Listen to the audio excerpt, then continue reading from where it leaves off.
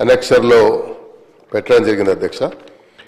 అయితే దీంట్లో గృహజ్యోతి ఈ పథకం అనేది పార్టీ ఇచ్చినటువంటి 5 గ్యారంటీల్లో ఇది ఒక ఇంపార్టెంట్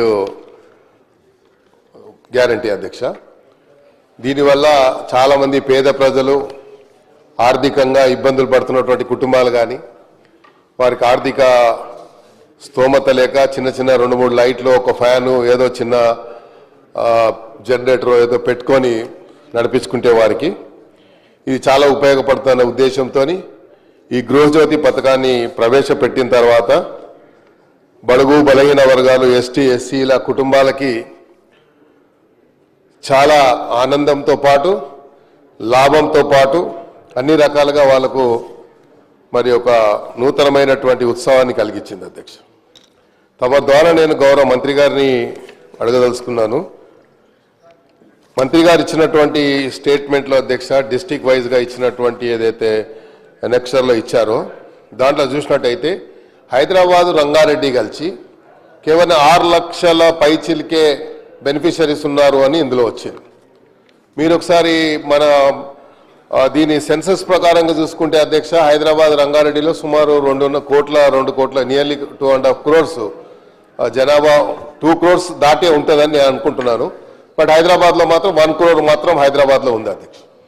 అంటే మిగతా వాళ్ళు బెనిఫిషరీలో భాగస్వాములు కాకపోవడానికి ఏదన్నా మీ దగ్గర సమాచారం ఉందా?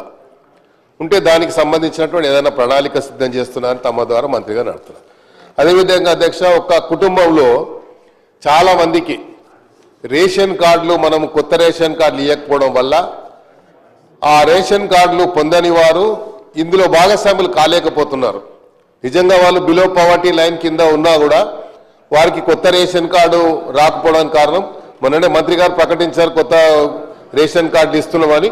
అందులో చాలామంది భాగస్వాములు అవుతారు. అయితే ఇందులో ఒక చిన్న కిటుకు ఉంది అధ్యక్ష. ఎవరైనా బెనిఫిషరీ 200 యూనిట్లకు దాటి ఒక 5, 10, 15 యూనిట్లు దాటిపోతే టోటల్ 215 యూనిట్లకు డబ్బు కట్టాల్సి వస్తుంది. So I may request through you honourable minister sir, నేనేమంటున్నా అంటే 200 యూనిట్ దాటి 205, 10 యూనిట్ దాటంగానే 210 యూనిట్లకు డబ్బు కట్టాల్సి వస్తుంది. సో 210 యూనిట్ల కంటే ఆయనకి ఏమనిపిస్తుంది బెనిఫిషరీకి, అరే నాకు ఉచిత కరెంట్ అంటారు మొత్తం 210 యూనిట్ల కరెంట్ వచ్చింది ఏంటి అనేది ఒక ఇది ఉంది. అదేవిధంగా బయట ఒక గ్లోబల్ ప్రచారం జరుగుతూ ఉంది. వాళ్ళు ఏమంటున్నారు అసలు ఆ గ్యారంటీలలో ఈ ఉచిత కరెంట్ వస్తేనే లేదు అంటున్నారు. సో మనము ఇక్కడ క్లియర్గా మెన్షన్ చేసాము అనెక్సర్లో ఏ డిస్ట్రిక్ట్ వైజ్గా ఎంతమంది బెనిఫిషరీస్ ఉన్నారో మనం చేశాము. అదేవిధంగా హైదరాబాద్ రంగారెడ్డిలో కేవలం 6 లక్షలు అంటే నేను క్యాలిక్యులేట్ చేసి చూశాను అధ్యక్ష. ఇచ్చినటువంటి అనెక్సర్లో ఇచ్చినటువంటి స్టేట్మెంట్ ప్రకారంగా ఇంతమందే ఉన్నారని చెప్పి అంటున్నారు. దీన్ని పెంచడానికి దీంట్లో అవేర్నెస్ తీసుకురావడానికి మీకు సంబంధించినటువంటి సిబ్బందితో ఏదైనా అవేర్నెస్ తీసుకొస్తామా లేకపోతే దీనికి ఏదైనా ప్రణాళిక ఉందా అని చెప్పి తమ ద్వారా మంత్రి గారిని అడుగుతూ, అదేవిధంగా ఇది మాత్రం చాలా ఇంపార్టెంట్ అధ్యక్ష.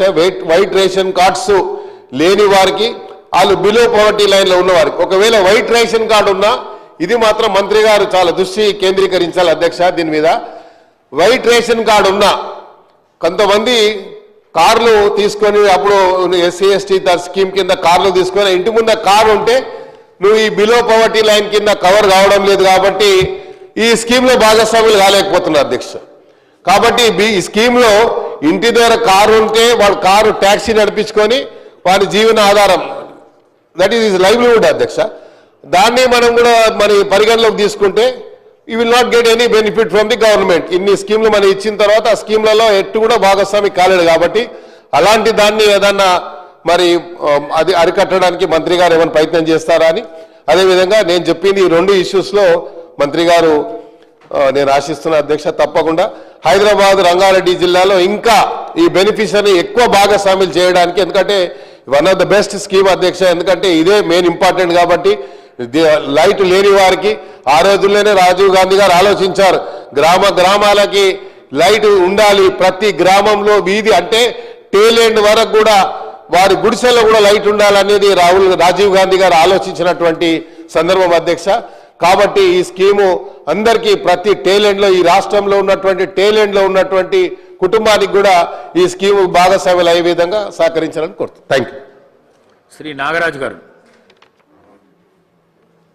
ధన్యవాదాలు అధ్యక్ష.